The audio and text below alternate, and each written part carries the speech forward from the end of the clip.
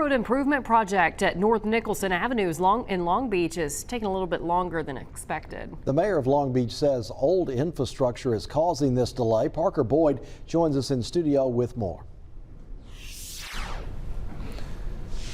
Hugh, Jennifer, I spoke to Long Beach Mayor George Bass today, and he says workers had to stop work on the crossing grade improvement project because of shallow pipes under the construction site.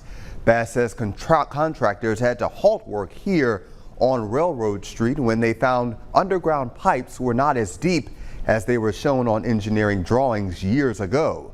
The mayor added that gas and phone companies are going to be at the construction site within the next few days to make corrections.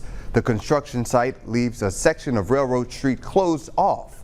Nearby employees say it's affecting business. It's definitely a hindrance because people can't figure out how to get in, and we're having to explain to them how to go around through the barrier. And they haven't picked up our trash because they can't get the big trucks in here.